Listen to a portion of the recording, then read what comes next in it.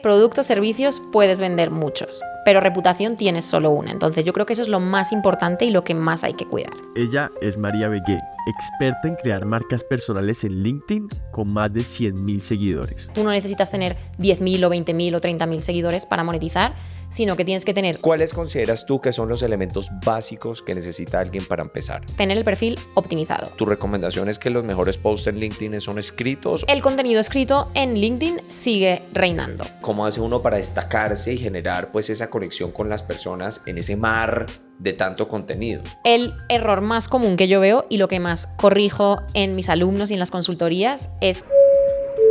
Bueno, bienvenido a este capítulo de Copiloto. Hoy estamos con una persona que tiene una historia impresionante, súper interesante y muy útil para todas las personas que quieren crear una marca personal, en particular en LinkedIn, y se trata de María Begué.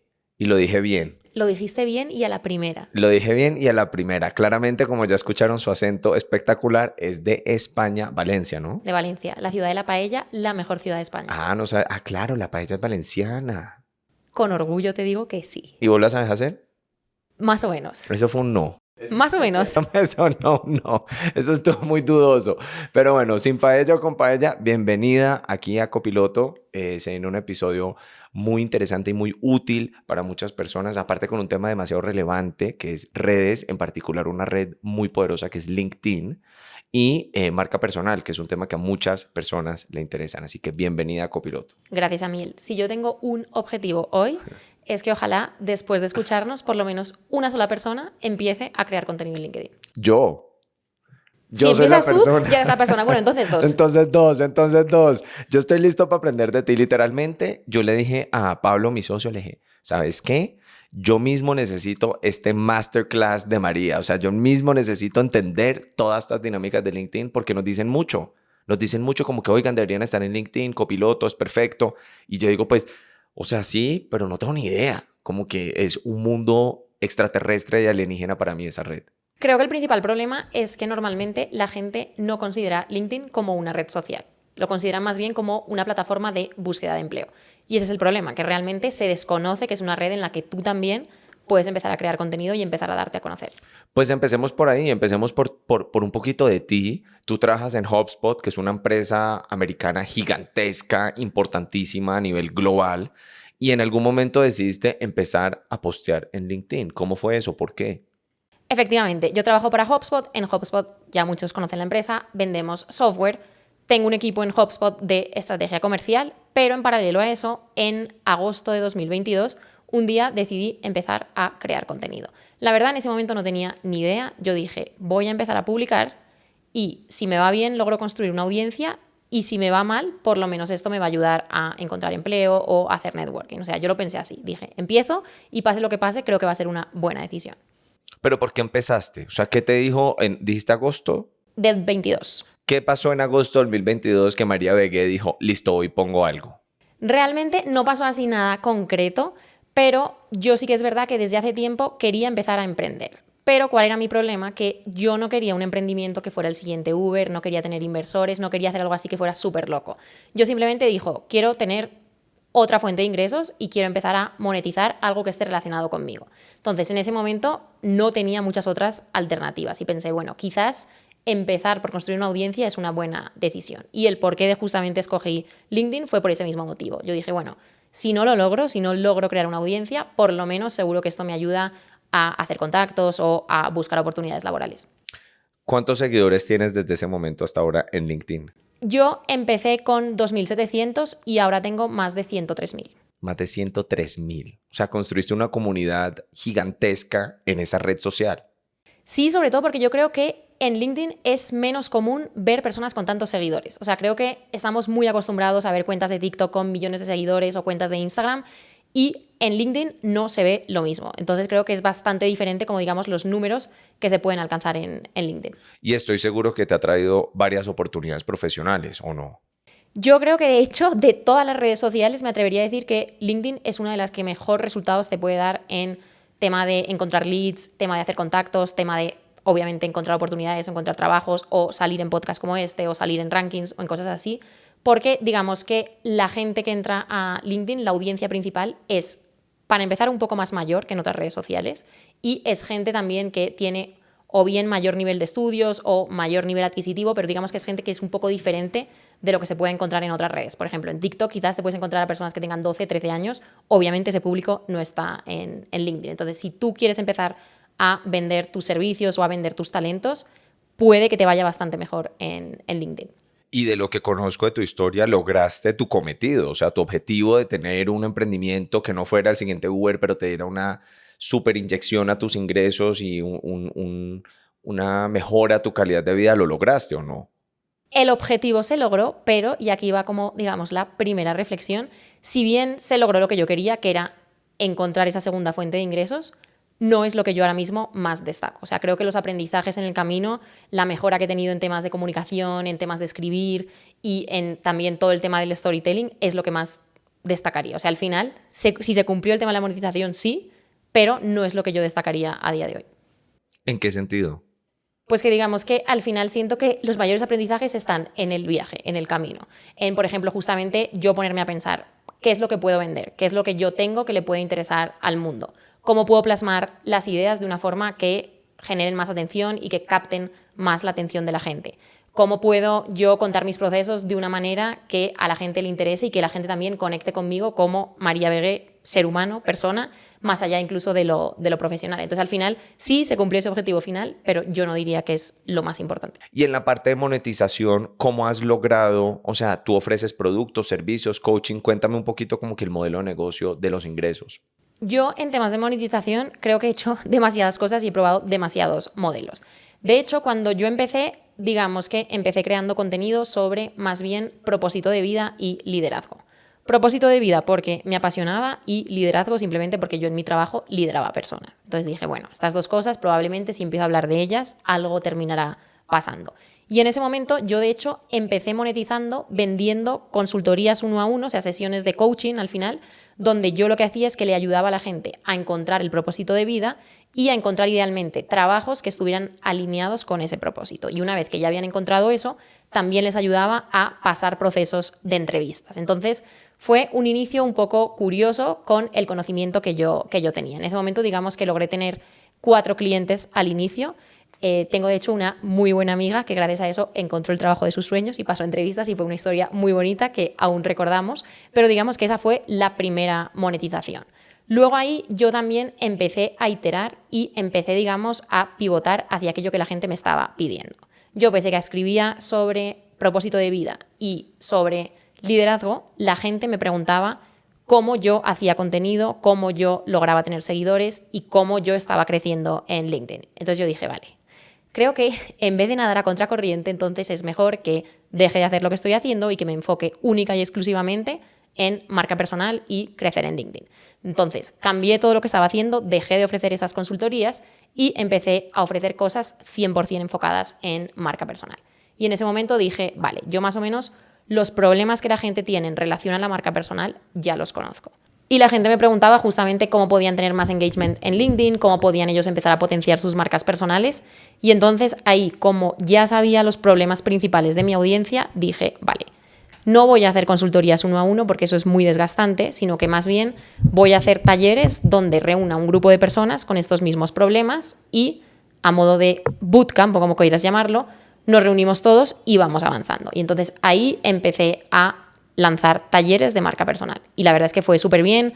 Muy rápidamente en el primero se me metieron 14 personas, en el siguiente 17, en el siguiente 20. Y ya cuando había hecho bastantes de estos talleres dije, vale, ahora ya puedo empezar a grabar un curso online y así por lo menos, pues digamos, no tengo que estar yo encima y puedo ocuparme más bien de hacer consultorías, pero ya muchísimo más personalizadas para la gente que necesite ayuda mucho más a fondo. Entonces, ahora mismo eso es lo que hago. Tengo mis cursos online para la gente que quiera empezar y tener una primera aproximación y después hago también consultorías mucho más a profundidad para personas que necesiten más apoyo o más acompañamiento. ¿Y cuántos estudiantes o clientes has tenido? Ahora mismo que hayan hecho los cursos online ya hay más de 500 alumnos. Más de 500 alumnos. O sea, esto ha sido un hit, sin contar las consultorías ni los talleres que has hecho también. Sí, pero voy a hacer aquí un disclaimer importante. Tener un curso online no es de la noche a la mañana, tener un curso online no es fácil, el curso online no se vende solo. Creo que ahí hay un error muy común, que es decir, voy a lanzar un curso online y voy a irme a vivir a Bali y olvidarme de todo, y eso no funciona así. O sea, un curso online necesita detrás una audiencia, necesita funnels de venta, necesita automatizaciones, o sea, no se va a vender solo. ¿Qué es lo que ahorita vamos a entrar? Pero yo creo que con lo que nos estás contando es importante que la gente escuche y entienda la oportunidad que hay en esta red social de LinkedIn, que la gente no la tiene tan presente y yo creo que en tu caso, pues me atrevería a decir que ha cambiado tu vida. Totalmente. Ha cambiado mi vida por completo y además yo creo que, bueno, soy un caso que sí he llegado a tener muchos seguidores, pero no son necesarios para empezar a monetizar. O sea, tú no necesitas tener 10.000 o 20.000 o 30.000 seguidores para monetizar, sino que tienes que tener una habilidad y esa habilidad tenerla muy claro y saber qué es lo que valora el mercado. Por ejemplo, ahora estoy viendo perfiles de personas que tienen mucho conocimiento sobre, por ejemplo, cómo utilizar la inteligencia artificial y hacen sesiones de consultoría sobre cómo tú, sin tener ni idea de inteligencia artificial, la puedes implementar para ahorrarte horas en tu día. O personas que te ayudan, por ejemplo, a hablar mejor en público. Hay cosas que son realmente muy sencillas, por decirlo así, pero que muchas personas tienen esa necesidad. Entonces, si tú das con la gente que justamente quiera saber más de esos temas, te va a resultar mucho más fácil monetizar sin necesidad de tener cientos de miles de seguidores. ¿Cuáles consideras tú que son los elementos básicos que necesita alguien para empezar? Lo primero, a mí es tener el perfil optimizado. O sea, un perfil que tenga una buena foto de perfil, el banner de detrás también que lo tenga claro, que tenga también un tagline, que es la frasecita que viene debajo del nombre, súper clara. Normalmente el tagline, el error más común es que toda la gente tiene el cargo que tienen en sus empresas, cuando realmente deberías tener aquello que tú puedes hacer por la gente. Porque al final la gente no te va a seguir por tu cargo, sino la gente te va a seguir por aquello que tú les puedas entregar. Entonces diría que lo primero es tener un perfil muy optimizado. Lo segundo, tener conocimientos sobre creación de contenido. Y en ese sentido, un poco de copywriting para que tu escritura enganche y la gente quiera seguir leyendo. Si tú, por ejemplo, a día de hoy en LinkedIn publicas un post que no tiene ningún espacio, que es simplemente un bloque enorme de texto, pues eso casi nadie lo va a leer. Entonces, un poco de conocimiento sobre cómo estructurar un texto, cómo dejarlo respirar y cómo colocarlo de una manera que invite a que la gente lo quiera leer. Y luego lo tercero, y quizás lo más importante, diría que es tener un propósito, algo que tú quieras compartir, un tema sobre el cual quieras enseñarle a otros, pero tener clara, digamos, cuál es tu misión accediendo a LinkedIn. Y por ejemplo, hablando del propósito, ¿cómo hace la gente para entender, es esto? O sea, quiero hablar de esto, voy a empezar a hablar de esto. ¿Cómo hace alguien para entender? Eso es difícil porque requiere también un gran trabajo de autoconocimiento. Yo normalmente, si el objetivo en definitiva es generar ingresos, lo que le pregunto a la gente es, usualmente a ti, ¿para qué te piden ayuda? Por ejemplo, si en tu trabajo tú eres la típica persona que toda la gente le pide ayuda para hacer diapositivas, ahí hay un talento. Si toda la gente te pide ayuda con Excel, pues ahí hay otro talento. Entonces, detectar muy bien qué son esas habilidades que los demás valoran en nosotros y puede que estés ya sentado en una mina de oro sin ni siquiera tú mismo saberlo. Entonces, creo que es una buena idea empezar por esas cosas que los demás valoran en ti. Luego, lo siguiente que se podría hacer es también simplemente lo que haces en tu trabajo, tratar de llevarlo al mundo exterior. Me explico. Supongamos que tú eres líder de ventas. Y en tu trabajo tu responsabilidad es hacer que los vendedores de tu equipo vendan lo máximo posible. Pues tú probablemente podrías compartir con el mundo un método para ayudarles a los reps a que vendan más y crear tu propio método y venderlo, y simplemente lo que haces en tu día a día, llevarlo afuera de tu empresa, sería la otra alternativa.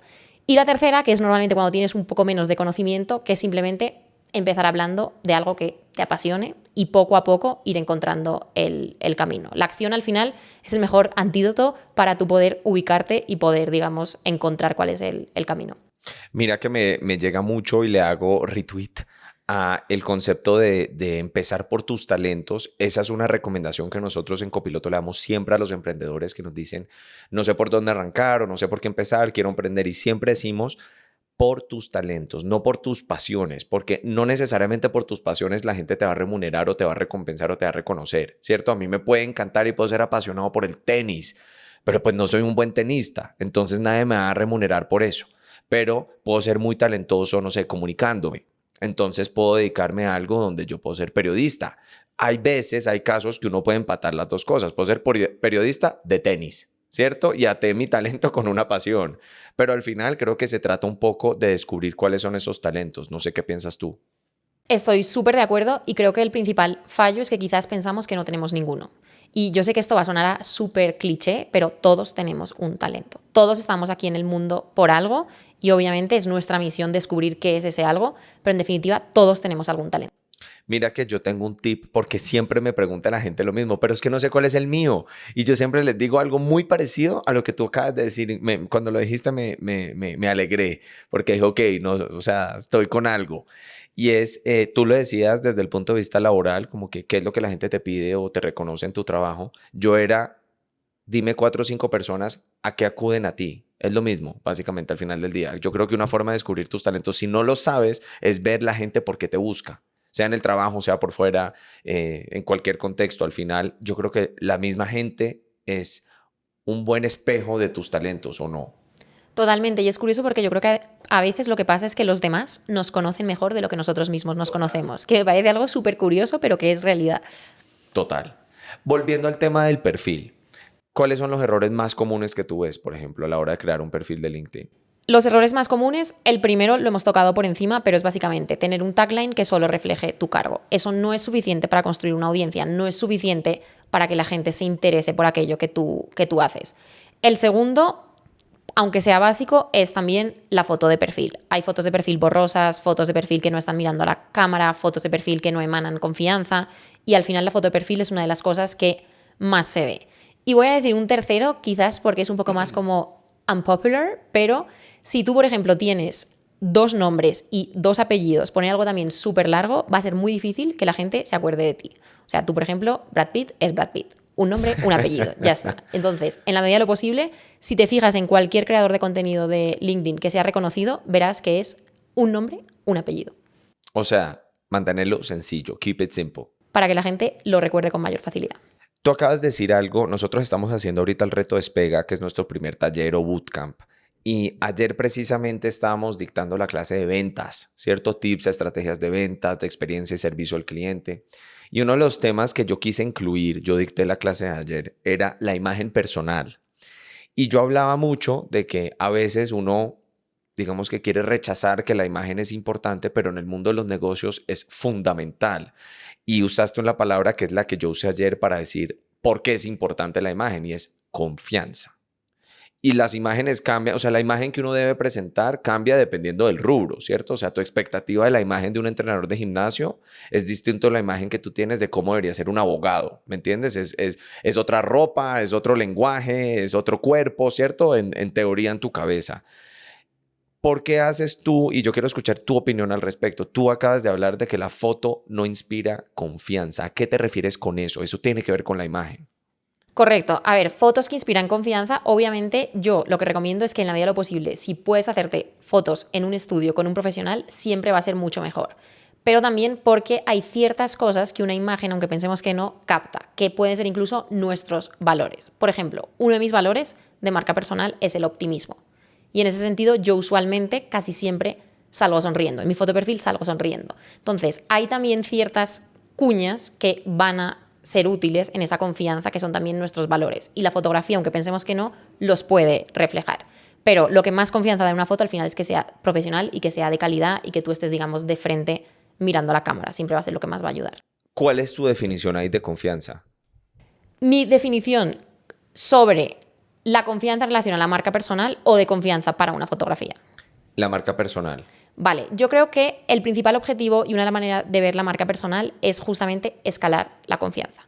Porque al final, con la marca personal lo que tú logras no es una relación de 1 a 1, sino es de uno yo a miles o cientos de miles.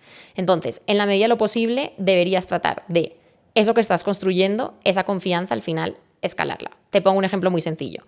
Normalmente la gente suele ir al médico porque confían en su criterio y muchas veces hay médicos de familia y uno termina yendo toda la vida a ese mismo médico. Eso al final sigue siendo muy one-to-one. Con la marca personal te puedes dar el lujo de hacerlo a escala. ¿Qué elementos, digamos, en una marca personal generan confianza?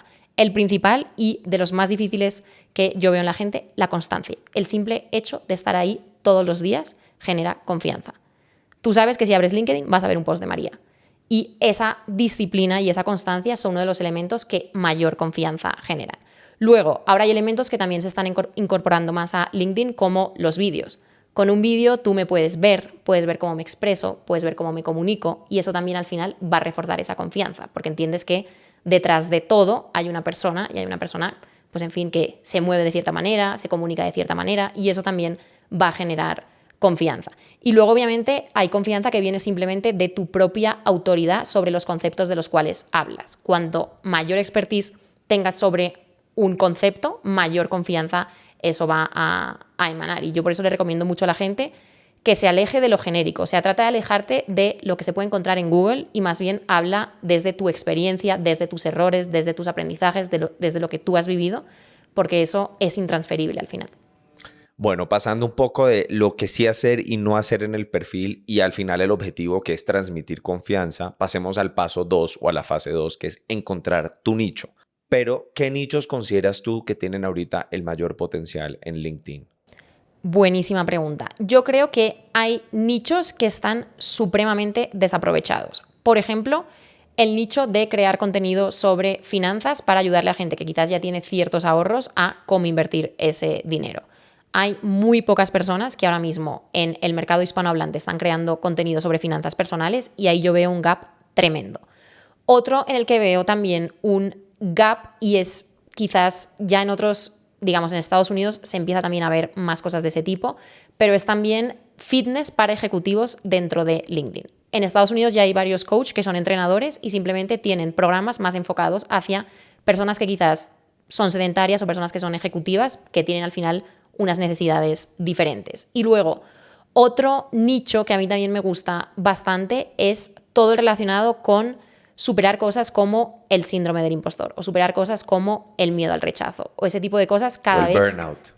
Eso sería, por ejemplo, otro. Eso obviamente pues lo podrían hacer psicólogos y son cosas que yo incluso en mi trabajo lo veo todos los días. Todos tenemos los mismos problemas y hay todavía muy pocos creadores de contenido que crean contenido sobre eso y que tienen buenas, digamos, ofertas, buenos servicios que podrían ayudar a solucionar eso. Y otro, voy a añadir otro, que este sí que he empezado a ver a más gente, pero a mí me parece espectacular y fascinante, que es la gente que crea contenido para padres, por ejemplo, para comunicarte con tus hijos adolescentes o para comunicarte con tus hijos. Eso me parece supremamente valioso. Yo obviamente no tengo hijos, pero creo que ahí hay un nicho también que podría ser súper, súper grande.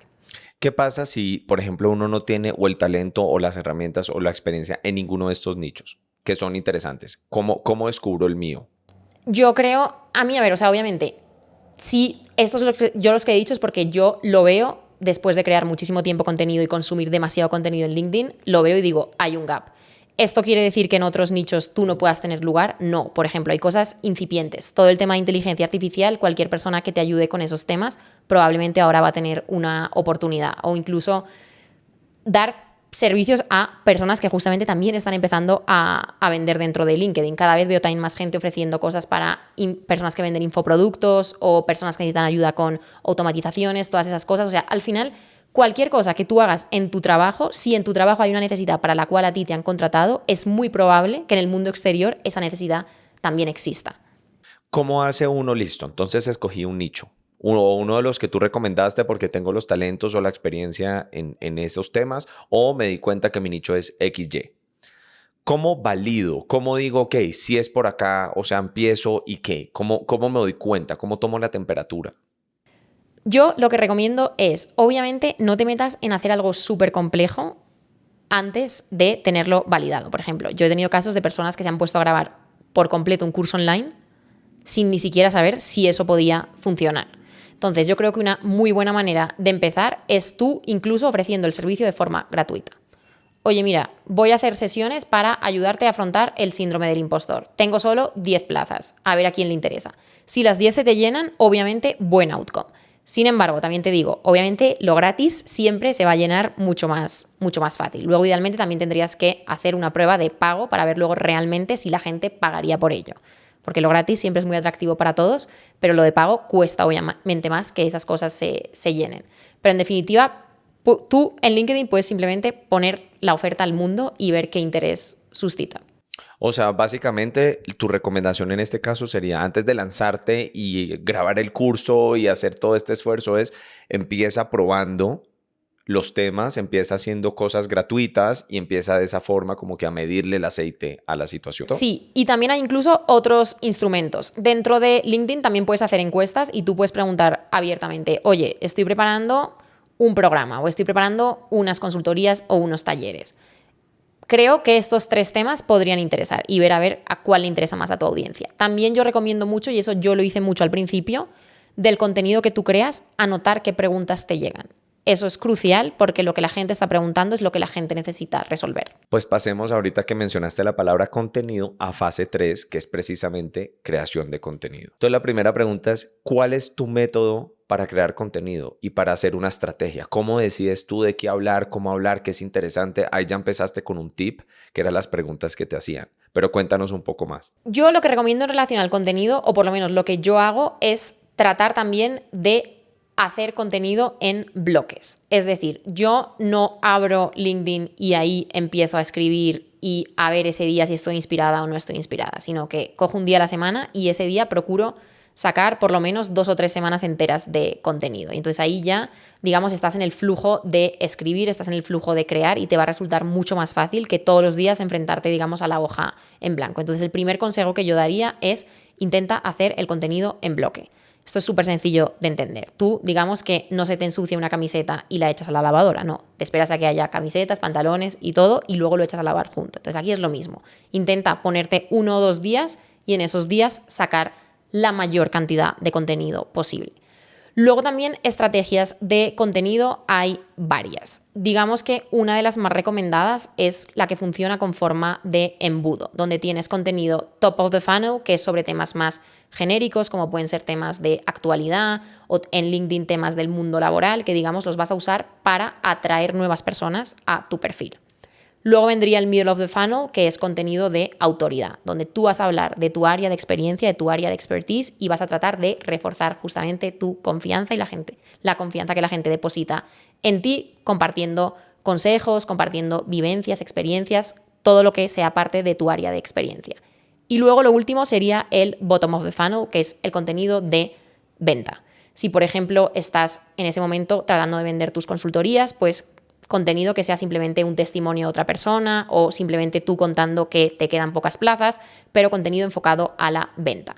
Ese es un gran punto de inicio porque por lo menos tiene las 3 patas, la visibilidad, la autoridad y la venta, y funciona bastante bien. Luego obviamente ya hay estrategias mucho más complejas y habría que entrar a ver cada caso, pero eso es un súper buen punto de inicio. Me llamó mucho la atención que cuando estabas hablando de creación de contenido hablabas de la hoja en blanco, de escribir. Y me hace caer en cuenta que claro, es que LinkedIn es un medio donde lo escrito tiene mucho poder, a diferencia de pronto de lo que uno está acostumbrado a un TikTok y en Instagram, que es lo visual o lo audiovisual incluso. ¿Cuál sería ese primer paso para el que quiere empezar a crear contenido? O sea, que escriba. ¿Tu recomendación es que los mejores posts en LinkedIn son escritos o cuéntanos un poquito de eso? El contenido escrito en LinkedIn sigue reinando. Desde hace unos meses también han empezado a potenciar más el vídeo, pero por ahora el contenido escrito sigue reinando. Sí que es verdad que si tú el contenido escrito lo acompañas de un material gráfico, como puede ser una infografía, una foto tuya personal o simplemente un quote hecho con Canva que estéticamente sea atractivo, va a funcionar mejor por el hecho de que eso ocupa más espacio en el feed. O sea, un texto solamente escrito va a ocupar unas pocas líneas dentro de LinkedIn. Un texto escrito acompañado de una imagen va a ocupar mucho más. Entonces ahí juegas con esa ventaja. Pero por lo general lo que mejor funciona es texto más imagen. Ahí nos diste, por ejemplo, también un tip para llamar la atención, ¿cierto? Estabas hablando de que ocupe más espacio literal en el feed. Me imagino que eso también ayuda con el engagement. ¿Qué haces tú para mejorar el engagement? Porque entre otras, pues igual hay mucho contenido en LinkedIn. ¿Cómo hace uno para destacarse y generar pues esa conexión con las personas en ese mar de tanto contenido? Una de las cosas más importantes en relación al engagement son las primeras líneas del post, que eso es lo que se llama el gancho o el hook. El error más común que yo veo y lo que más corrijo en mis alumnos y en las consultorías es que la gente usualmente lo que hace es poner un título.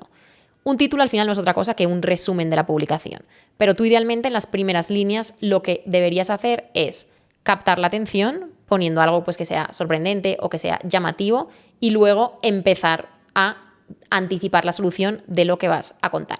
Por ejemplo, si yo digo, hace 2 años me leían 100 personas y hoy me leen 100.000. Aquí te cuento cómo lo hice. Con la primera frase, que tiene números, estoy captando la atención, te estoy contando algo impactante, llamativo. Antes no me leía nadie, ahora me lee un montón de gente. Y luego te digo, aquí te cuento cómo lo hice, 2 puntitos. Ahí dentro de LinkedIn se cortaría el post y la gente, para seguir leyendo, tendría que darle al ver más.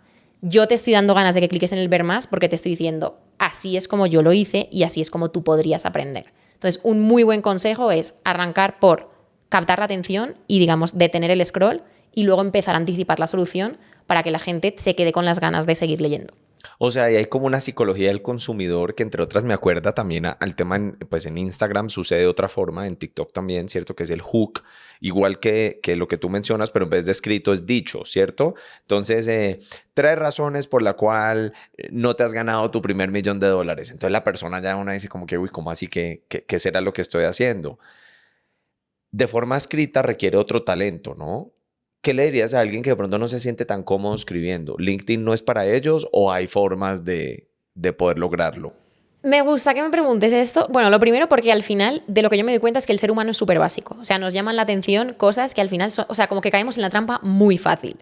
Y lo segundo que te diría es que realmente yo me atrevería a decir que la habilidad es la misma. Porque para tú decirlo en un hook, hablando, primero lo tienes que haber escrito, lo tienes que haber pensado. O sea, hay un proceso que quizás es semiautomático y ya te sale decirlo, pero realmente el proceso es el mismo, es de pensar qué puedo decir al inicio para lograr captar la atención y lograr que la persona se detenga sobre este contenido. Pero obviamente, en relación a lo que dices, practicar es lo que más ayuda. De hecho, hay una cosa que escuché una vez de MrBeast cuando la gente le pregunta justamente cómo hacer buenos vídeos de YouTube. Él lo que les dice es, haz 100.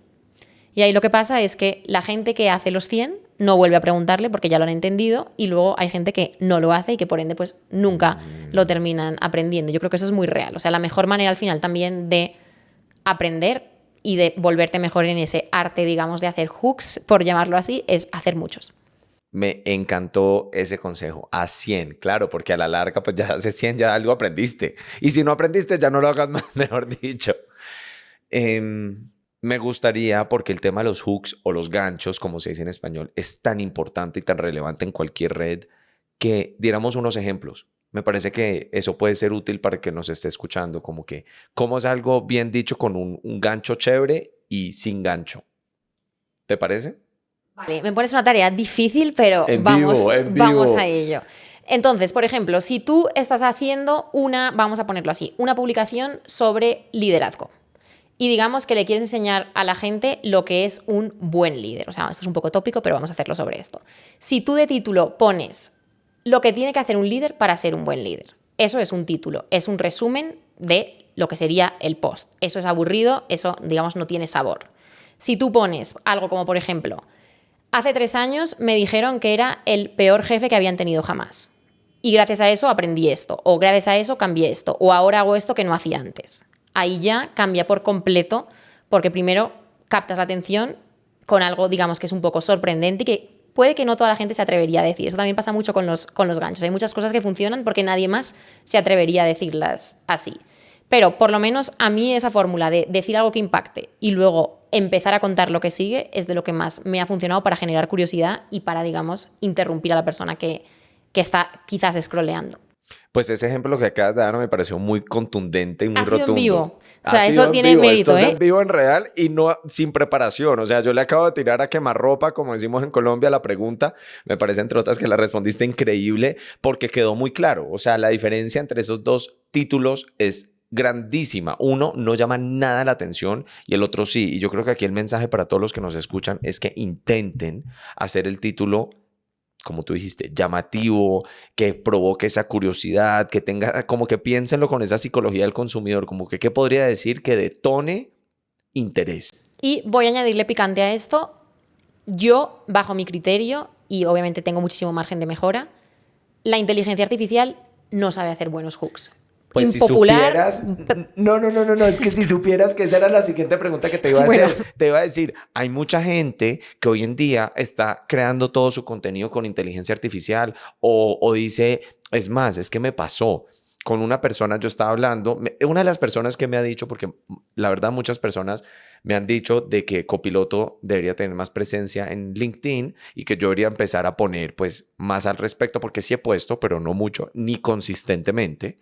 Y una de las personas, yo le dije como que no, es que, y esto fue real, esta fue mi respuesta real, como que tengo que abrirle el tiempo para escribir los posts, etcétera, etcétera, porque yo pues entiendo lo que tú dices de que es una red muy escrita, ¿cierto? Y la persona me contestó, no, hombre, ¿cómo se te ocurre que los vas a escribir? Le metes a ChatGPT los títulos y pones copy-paste y pones cada párrafo de lo que te haya salido. Y lo hice. ¿Y qué pasó? Nada.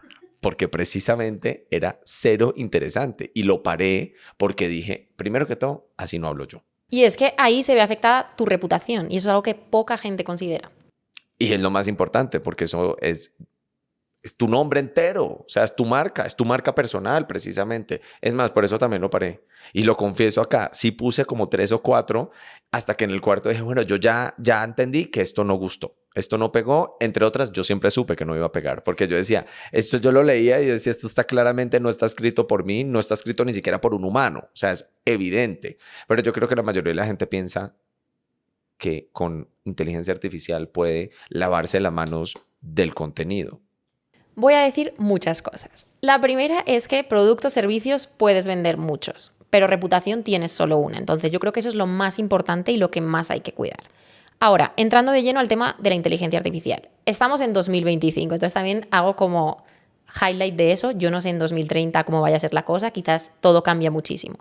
Pero a día de hoy la inteligencia artificial, digamos que no tiene espesor en entrar en esas ideas de la forma que lo haría un humano. Entonces, en ese sentido, la inteligencia artificial no tiene miedo, la inteligencia artificial no tiene inseguridades, la inteligencia artificial no tiene orgullo, no tiene rencor, no tiene lo que nos caracteriza como seres humanos.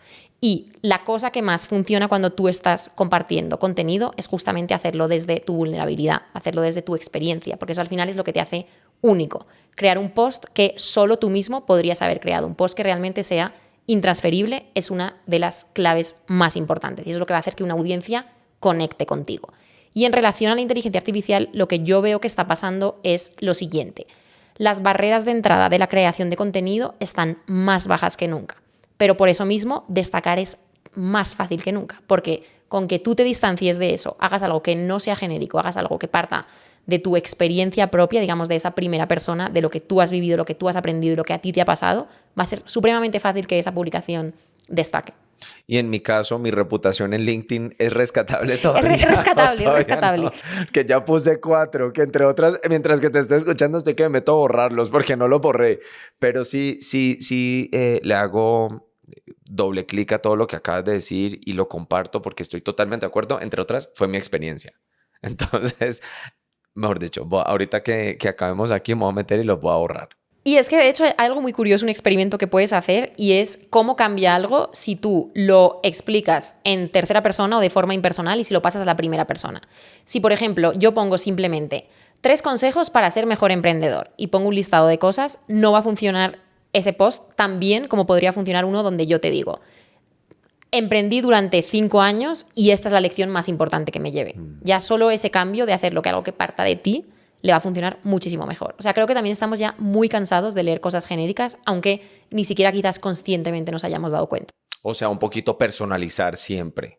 Sí, aunque tú igual lo que compartes, pues puede que muchos otros emprendedores lo hayan vivido, pero al final lo cuentas desde tu propia opinión y tu propia experiencia. Pasemos a fase 4. Y voy a empezar por una de las frases célebres de Warren Buffett que dice que conseguir $1 millón es fácil, pero conseguir los primeros 100,000 es dificilísimo. ¿Cómo es lo equivalente aquí a conseguir los primeros 1,000 seguidores? ¿Cómo hace uno para llegar a esos primeros 1,000, que es tan difícil a veces llegar a esa primera masa crítica? Vale, es una súper buena pregunta y yo creo que de hecho también llevándolo a la monetización es igual. O sea, creo que es más fácil incluso ya cuando has ganado los primeros $1,000, luego ganar 10,000, que llegar a esos primeros 1,000, porque esos primeros 1,000 requieren validar tu oferta, que algo que la gente quiera, que tengas tu método, que hayas superado tú tus propias creencias limitantes, que eso es otro tema del cual podríamos hablar non-stop. Y creo que justamente sí, por ejemplo, yo de hecho esa barrera la pongo en los 10,000. Para mí, llegar a los 10,000 es muy difícil y a partir de ahí todo se pone un poquito más fácil. Pero también pienso que se pone más fácil porque tú eres mejor. Y eso creo que es lo que a veces dejamos de lado y es con qué conocimiento hacemos las cosas. Cuando tienes 100 seguidores, estás empezando y no tienes muchos conocimientos y luego ya cada vez tienes más. Entonces, en la medida de lo posible, lo que yo haría es rodéate de personas que ya hayan logrado lo que tú has logrado, porque de esas personas vas a poder aprender muchísimo y te van a poder compartir todos sus consejos. Y después también te puedes formar, o sea, al final la manera de captar la atención, de hacer esos ganchos y todo eso se puede aprender, o sea, son habilidades que no es un don único que la gente tenga, sino son habilidades que se pueden perfectamente aprender. Así que diría que esas son las dos cosas principales. ¿Cuánto tiempo te tomó a ti llegar a esos primeros 10.000?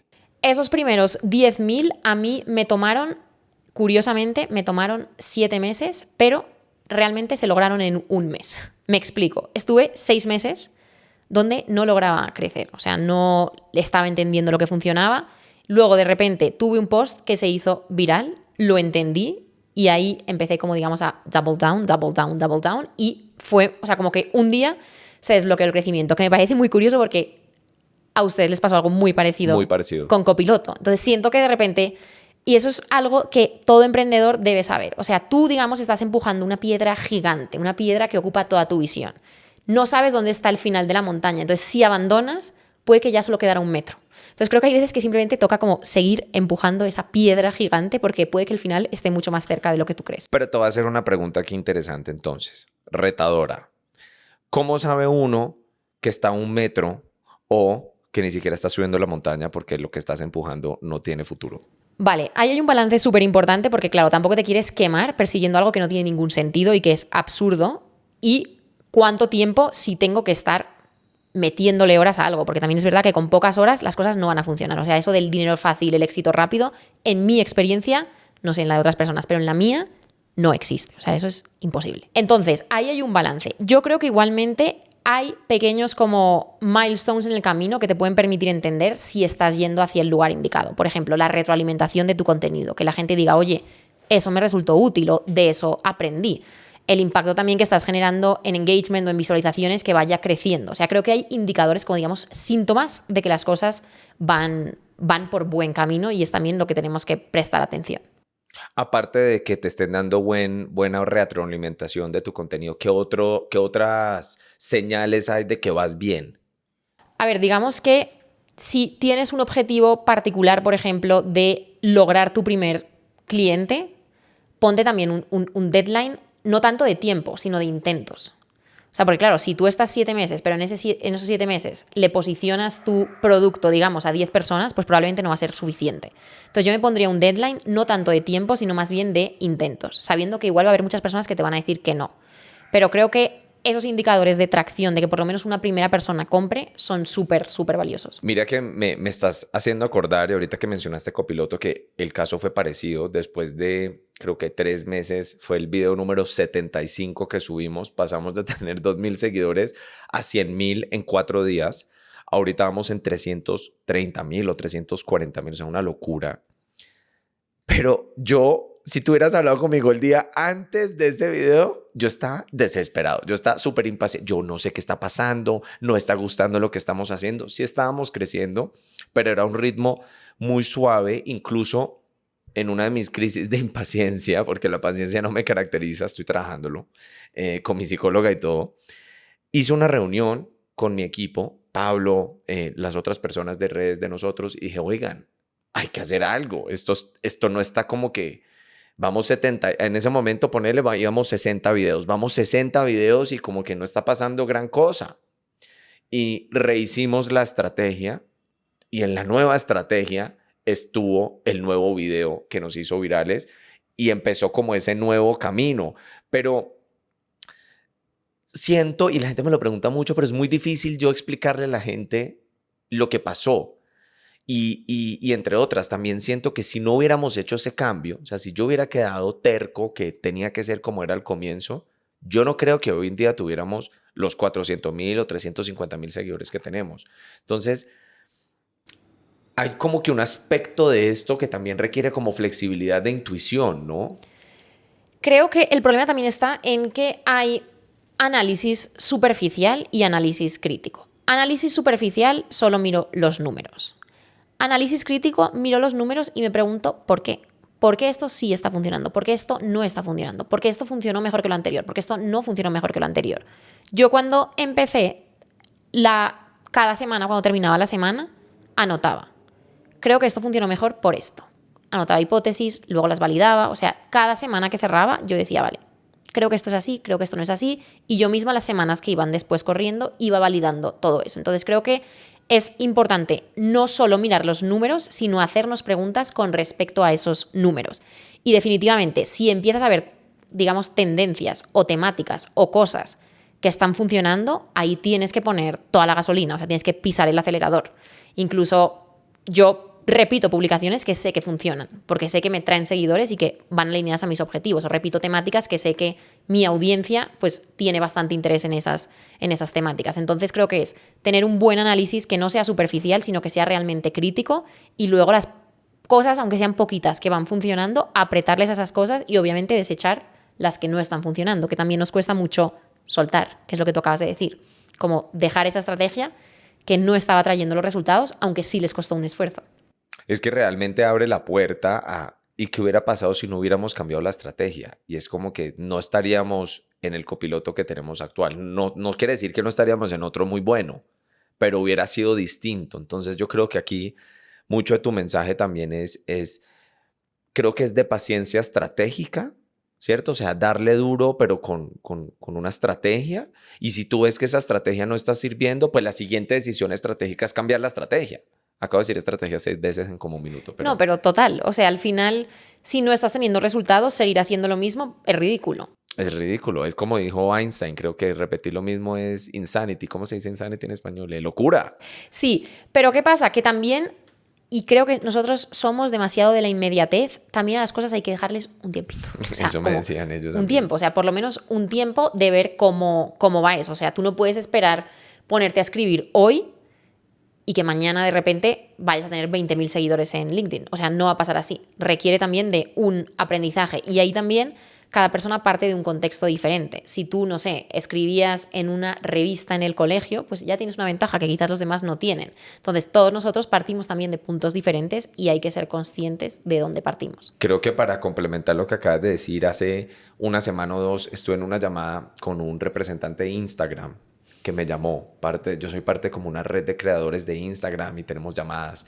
Y él me decía que siempre dejara correr las estrategias nuevas, o bueno, la que tuviera en el momento 8 semanas, que le diera 8 semanas de prueba a cada estrategia. Y no sé si en LinkedIn ese número aplica, pero en Instagram al parecer ese es el número que uno le debería dar desde el punto de vista de ellos a una nueva estrategia de contenido para ver si gusta o no. Entonces yo creo que eso también ayuda un poquito a enmarcar en cuestión de tiempo, cuánto tiempo insistirle a un estilo de contenido. Yo creo que en LinkedIn le daría un poquito más, pero simplemente porque siento que LinkedIn avanza un poco más lento que lo demás. O sea, por ejemplo, no se ven tantísimos perfiles en LinkedIn que tengan millones de seguidores y creo que el algoritmo de Instagram evoluciona mucho más rápido que lo hace el de LinkedIn. Entonces yo dejaría 3 mesecitos, creo que con 90 días tienes suficiente input para saber si la cosa está funcionando o no. Acabas de hablar de 1 millón de seguidores y esa es la fase nueva, la fase número 5, que es de escalar. Entonces, listo, tú hablabas, yo te mencioné 1,000, tú dijiste 10,000. Pero ¿cómo llega uno de 1,000 o 10,000 a 100,000, a 500,000, a 1 millón? O sea, esa parte de expansión y escalamiento pues más dramático y más rotundo, ¿cómo se hace? Yo a 1 millón no he llegado, entonces no puedo hablar de eso. Te puedo hablar del proceso de moverse de los 10.000 a los 100.000. Te dependen también de los objetivos que cada uno tenga y de la obsesión que tengas. Yo, por ejemplo, veo a personas que el único objetivo es el crecimiento, que pueden estar publicando en LinkedIn 3 veces al día, o 4 incluso.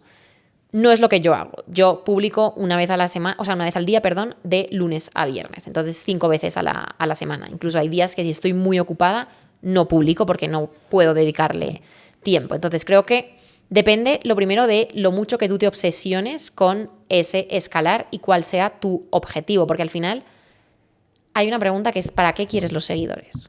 O sea, ¿qué hay detrás de todo eso? Si los quieres simplemente por amasar más o si los quieres a costa de tu salud mental, no creo que sea un buen camino. Entonces, Yo he podido llegar hasta ahí porque genuinamente quería compartir cosas, porque genuinamente quería impactar en más vidas, pero tampoco fue que yo lo tenía como un hito de quiero llegar a los 100.000 porque me importa solo ese número, y en ese sentido yo no me obsesioné porque eso pasara más rápido. Creo que tenemos que ser también, por decirlo así, saludables con los objetivos y lo que queremos lograr. Yo no fui tan saludable.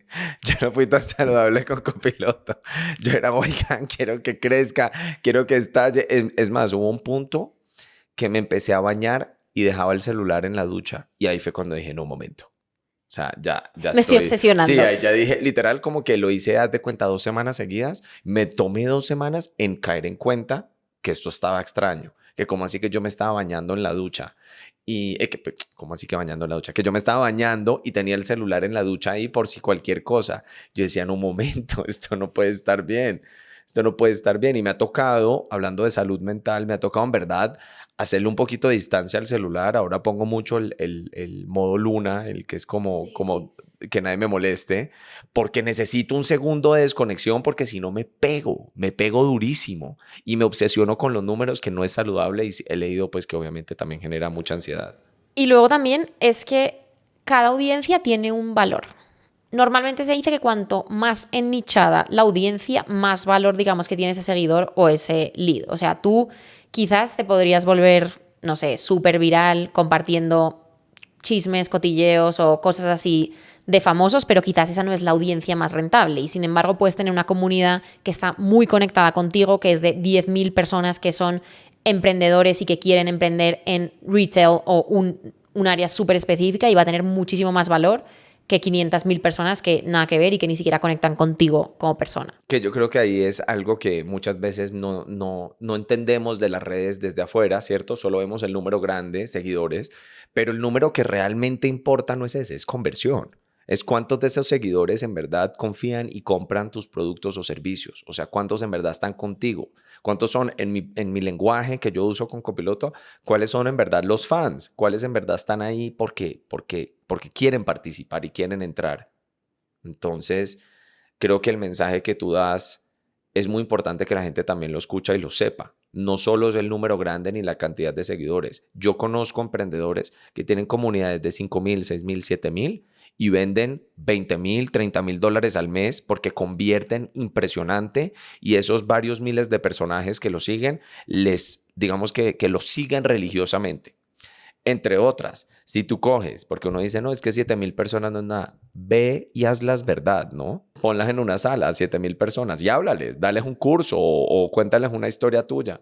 Es mucha gente. Ahí viene otro tema que me encanta, que es la responsabilidad del creador de contenido. Y es algo que se omite mucho, pero yo por lo menos ahora soy muy consciente cuando yo lanzo un mensaje que potencialmente lo pueden leer 100.000 personas y que por ende pues también tengo que tener cierto cuidado y que no puedo decir cualquier cosa. Y eso me parece que es algo de lo que nunca se habla, pero habría que poner cada vez más sobre la mesa. Hablando un poquito de conversión, pues ya estamos también hablando de monetización, que al final es la fase 6, la última, la que en teoría cualquier persona que está emprendiendo en una red social quiere llegar a lograr, y es listo, construí mi comunidad, llegué a mis primeros 1.000 o 10.000, lo escalé a 100.000, ahora quiero conversión. ¿Cuáles son tus tips ahí de monetización? Mi tip es no te esperes a tener 1.000, 10.000 o 100.000 para empezar a convertir, sino desde un principio ya empieza no te digo a vender, pero por lo menos a intentar vender, a ver qué es lo que la gente está interesada, qué es lo que te podrían comprar. Entonces, creo que el mejor consejo es definitivamente no es necesario construir primero una audiencia para luego poder vender. Lo puedes hacer perfectamente en paralelo. Obviamente es mucho más fácil cuando ya tienes una audiencia considerablemente grande, luego ponerles un producto delante, pero no tiene por qué ser así el camino, y de hecho, cuanto antes empieces a vender, antes aprenderás a cómo vender bien y antes empezarás a extraer lecciones de lo que debes hacer y de lo que no. Entonces a mí me parece muy valioso tratar incluso de vender desde el día 1. Pues esa es una gran respuesta, y entre otras abres otra pregunta que es igual de interesante, es ¿y yo cómo sé qué vender? Yo, como sé qué vender, de nuevo, creo que esto está muy relacionado con lo que habíamos hablado antes de qué es lo que la gente valora en mí. Pero definitivamente, cuando empieces a crear contenido, lo primero que va a pasar es que se van a empezar a generar conversaciones. La gente te va a hacer preguntas. Tú esas preguntas las puedes contestar por mensaje privado. Incluso podrías empezar a crear lo tuyo de forma combinada, o sea, co-crear con tu audiencia. Cuando yo empecé a hacer esas consultorías de propósito de vida, fue bastante así. O sea, la gente me decía, no me gusta mi trabajo y quiero encontrar un trabajo diferente. Entonces, yo les preguntaba, ¿pero tú ya sabes cuál es tu propósito de vida? ¿Ya sabes cuáles son esas cosas que te gustaría hacer? Me decían, no. Yo decía, vale, pues por aquí puede haber algo y yo te puedo ayudar con eso. Y luego es, vale, una vez que ya sabes lo que quieres, quizás el siguiente paso es que entonces aprendas a entrevistar bien para poder conseguir ese trabajo. Entonces, creo que también hay una parte importante que puede ser incluso de co-creación. Esas primeras personas que a ti te llegan interesadas en tu contenido y en lo que tú haces, tratar de entender qué les podría resultar útil, con el conocimiento que tú tienes de sus problemas, pero también con lo que ellos podrían desear o podrían ver beneficioso. Y yo le agregaría a lo que tú acabas de decir una palabra que tú la dijiste al comienzo del podcast, que es iterar. O sea, uno muchas veces, y voy a poner una metáfora distinta a las redes, pero es como un menú. O sea, tú tienes un plato, de pronto ese no gustó mucho, pruebas otro, sacas un especial del mes, el especial del mes gustó muchísimo, ya lo dejas en el menú, sacas el que no se vendía. O sea, uno todo el tiempo en un mundo gastronómico está rotando, probando qué gusta y qué no. Muchas veces uno jura, ay, esto va a encantar. Y es lo que menos. Y lo que uno menos piensa que va a gustar es lo que más. Entonces yo creo que estar como que abierto a tener cierta flexibilidad de intentar y de probar productos y servicios también es parte de la clave. No sé qué piensas tú. Es que de nuevo, nos cuesta muchísimo soltar. O sea, vuelvo al ejemplo que yo había dicho. A mí la gente me empezó a decir, queremos que nos digas cómo has construido tu marca personal. Yo podría haberme aferrado a ayudar a la gente a encontrar trabajos diferentes, ayudarlos con las entrevistas, ayudarlos con el propósito de vida, pero dije, no, da igual, o sea, lo puedo soltar. Y ahí fue que empezaron realmente a multiplicarse las oportunidades. Pero si yo no hubiera soltado, no se hubiera dado esa situación. Entonces, también a las cosas hay que darles espacio. Y escucha, porque creo también uno tiene que ser en inglés se dice active listening, o sea, escucha activa de lo que están diciendo tus seguidores, tus potenciales clientes, porque de nuevo, lo que dices tú es muy cierto. Uno puede aferrarse mucho a, no, es que yo solo vendo esto, esto tiene que ser mi producto. ¿Y quién dijo? Sí, aunque ahí también hay algo interesante y es que obviamente tú tienes que escuchar a tus clientes, pero luego también tienes que darles lo que necesitan y no lo que quieren. Y esa diferencia entre lo que quieren y lo que necesitan también es bastante importante. Entonces, al final, la persona que tiene el último criterio sobre lo que vas a ofrecer, el único que lo sabe eres tú. Entonces, por ejemplo, en mi caso, la gente me vino porque necesitaban ayuda con su marca personal y necesitaban crecer en LinkedIn. La que sabe realmente lo que necesitan, la que sabe que necesitan realmente una optimización de perfil, la que sabe que necesitan una estrategia de contenidos, soy yo que tengo la experiencia. Entonces, tienes que escuchar de forma activa, pero luego no darles lo que quieren, sino realmente lo que necesitan y con lo cual van a obtener resultados. Y creo que esa diferenciación también a veces nos cuesta mucho. Me parece clave lo que acabas de explicar. O sea, al final, entonces, como para resumirlo, es escucha activamente para luego tú poder, digamos que, proveer una solución que no necesariamente es lo que el cliente quiere, pero lo que él necesita. Correcto. Me encantó. Dime, ¿cuál es el método más efectivo para monetizar en LinkedIn, en tu experiencia? Va a sonar absurdo, pero es darle visibilidad a lo que vendes. Es que es demasiado sencillo, pero es que veo todavía muchos fallos en relación a eso. O sea, tú lo que vendes lo tienes que poner por todos lados. Tiene que estar en el banner de tu perfil, tiene que estar en tu descripción, tiene que estar en tu contenido. O sea, dale visibilidad a lo que vendes. Nosotros nos pensamos que somos pesados con lo que vendemos, pero la realidad es que la gente tiene sus vidas, la realidad es que la gente sigue a un montón de gente, entonces tú no eres el centro de atención de sus vidas. Entonces a veces simplemente mucha gente falla por no darle suficiente visibilidad y claridad a lo que hacen. Yo de hecho le recomiendo a la gente que ya vende en LinkedIn que de vez en cuando repitan otra vez lo que venden. O sea, de vez en cuando vuelvan a decir, en mi caso, oye, soy María y te puedo ayudar con temas de marca personal. O sea, como recordar continuamente qué es lo que haces. Mira que ahí me llevas de nuevo a la clase ayer en Despega, en el reto Despega, que es el reto que hacemos. Estoy aprovechando para vender el bootcamp, nuestro primer bootcamp para emprendedores, personas que quieren emprender y quieren validar, refinar y básicamente probar sus ideas de negocio. Y ayer, como les dije ahorita, fue el módulo de ventas que yo dicté. Una de las cosas que hablé fueron los 3 principios básicos de psicología del consumidor. Psicología del consumidor es un tema pues infinitamente profundo y con 4.000 diferentes aristas. Yo simplemente les mostré los 3 principios fundamentales. Y el tercero es, la gente odia que le vendan, pero ama comprar. Y te reíste porque es chistoso, todos nos identificamos con eso, o sea, nos fascina comprar, odiamos que nos vendan. ¿Cómo se maneja esa línea delgada, esa sutileza del arte de vender en redes? Porque no es, o sea, y entiendo lo que estás diciendo, yo a veces digo como que no, es que esto está muy frontal, esto está muy crudo a esta venta, hagámoslo de otra forma. ¿Cómo lo maneja uno como con más tacto que al final es más efectivo? Yo, la verdad, normalmente lo que hago es que también tengo diferentes ciclos en mi contenido. Hay momentos donde estoy lanzando algo y entonces sí voy a ser bastante intensa con eso, pero luego hay otros momentos en la creación de contenido y con lo que comparto que es más bien puro valor de forma gratuita. Entonces, a mí me ha ayudado a combinarlo así, o sea, momentos muy intensivos con otros momentos más relajados, por decirlo así. Y luego también creo que el tema de tú llevarte a la gente interesada hacia otro lado. O sea, puede ser a una newsletter donde van potencialmente a estar más interesados en comprarte o incluso en LinkedIn a través de los mensajes privados. Si hay alguien que te ha preguntado algo, tú puedes empezar a hablarle en privado y decirle, oye, veo que me has comentado esto en un comentario, te cuento que normalmente la solución a tu problema empieza por esto, esto, esto, y oye, yo también ayudo con esto, o puedes ver otras maneras de al final seleccionar o filtrar a la gente para ser más insistente con tus mensajes, pero no con toda la gente, sino ya con grupos más reducidos. O sea, migrar a los interesados a otras plataformas, otros espacios donde uno puede afianzar aún más la relación. ¿Correcto? Correcto. Ya empezaste a hablar de otros espacios. Ahí hablaste del newsletter que existe en email, no en LinkedIn. O sea, estamos hablando al final del día en más contenido. No sé si te pasa y si te pasa, ¿qué haces para que no te pase más de que ya no sabes de qué más hablar? A ver, eso es un buen tema. Yo, de todas formas, creo que no necesitas tener 1000 ideas, pero sí 1000 formas de contar una misma idea. Y eso es uno de los principios básicos de la creación de contenido. Entonces, es cómo yo comunico lo mismo de formas diferentes, ya sea a través de anécdotas, ya sea a través de diferentes tipos de contenido, etc., etc. Entonces, creo que lo primero es eso, que al final tú estás continuamente repitiendo los mismos mensajes, porque todos los temas son limitados. Eso es lo más esencial. Lo segundo es, de todas formas, recalcar que, a ver, igual para vender en LinkedIn no hace falta tener una newsletter, o sea, no hace falta tener más cosas. Yo, por ejemplo, también podría abrir un canal de YouTube o hacer un podcast. No lo he hecho, o sea, he enfocado mis esfuerzos. Cuantas más cosas tengas, obviamente más vas a vender. Pero luego también cada cosa que hagas adicional deberías medir ese retorno de si te funciona o no. Yo, por ejemplo, vendo a través de mi newsletter, sí, pero igual también vendo de forma directa a través de LinkedIn, porque también hay gente que no quiere suscribirse a ninguna newsletter más.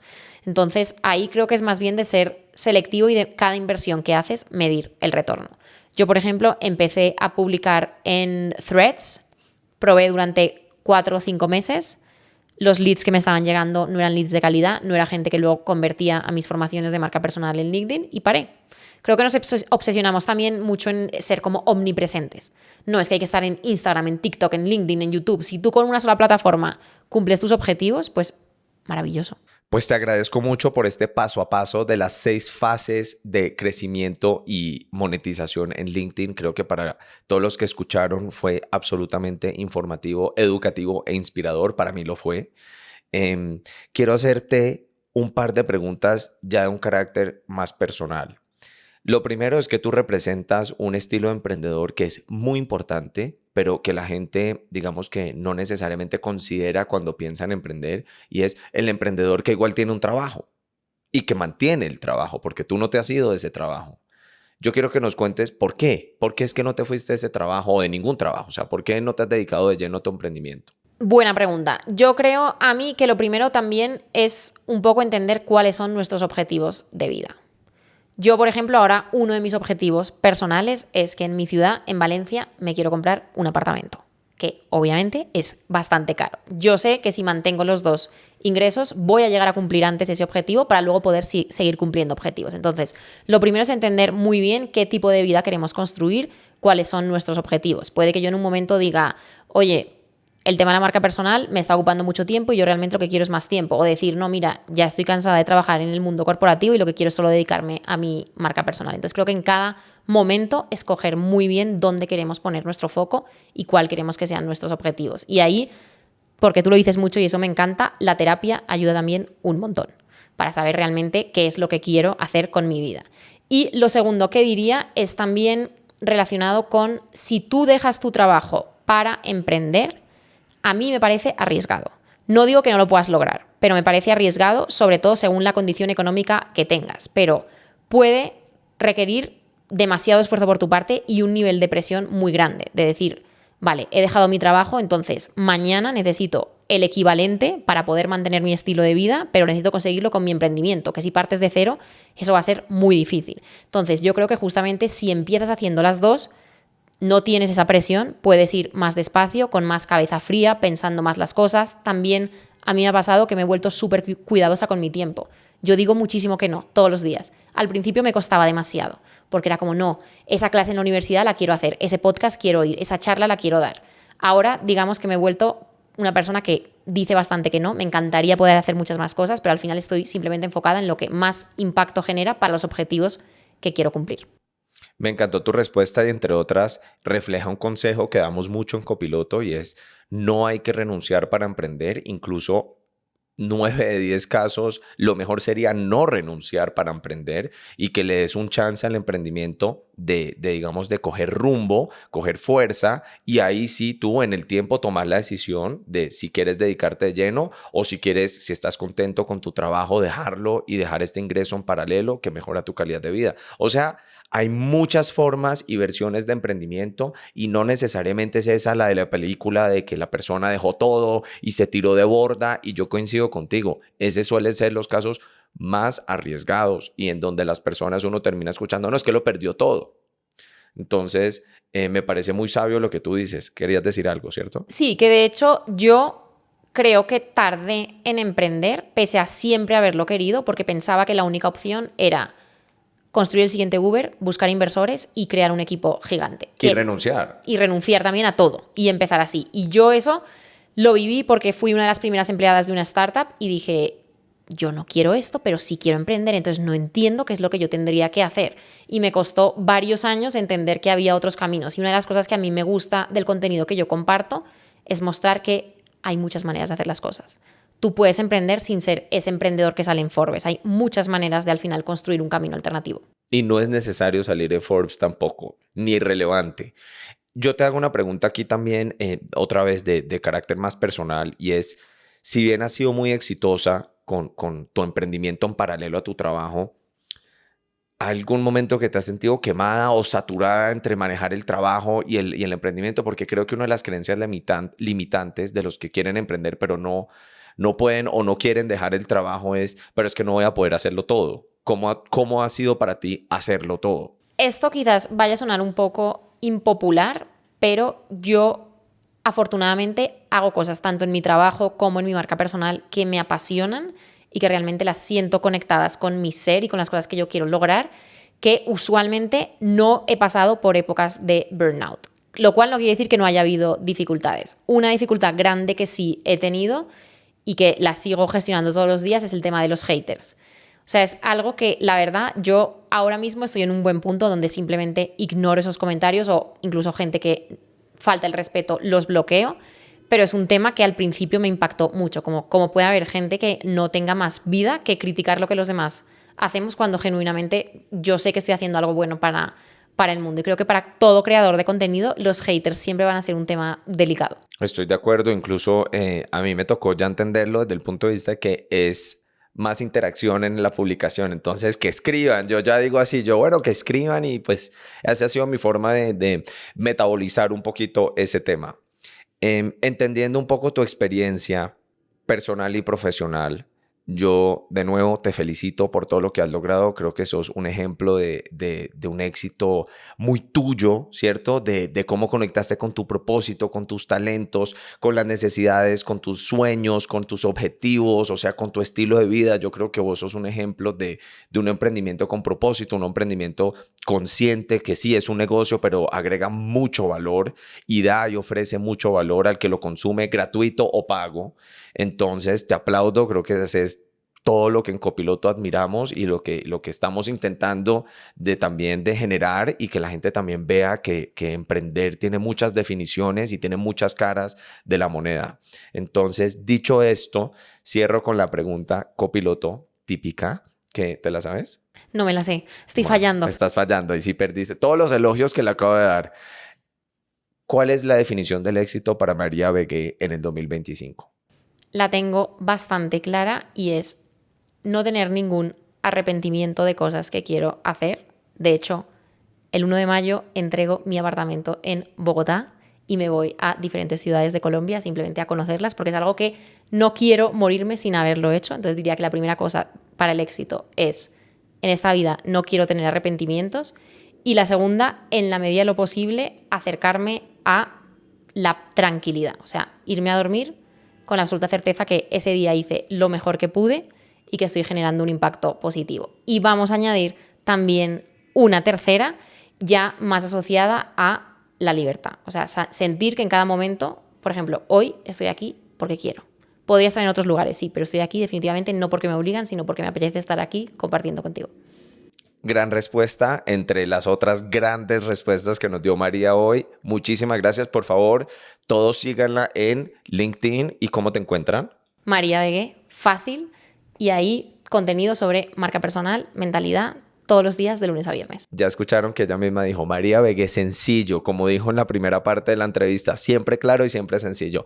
Síganla, conózcanla y estoy seguro que todos también quedaron igual de inspirados por su historia y de la forma tan clara y tan concisa y tan personal como nos la contaste. Así que muchas gracias y nos vemos en un siguiente capítulo de Copiloto. Suscríbanse y síganos también. Estamos en YouTube, en Apple Podcast, en Spotify, en Instagram, en TikTok, mejor dicho, donde nos buscan, nos encuentran. Somos Copiloto. Nos vemos.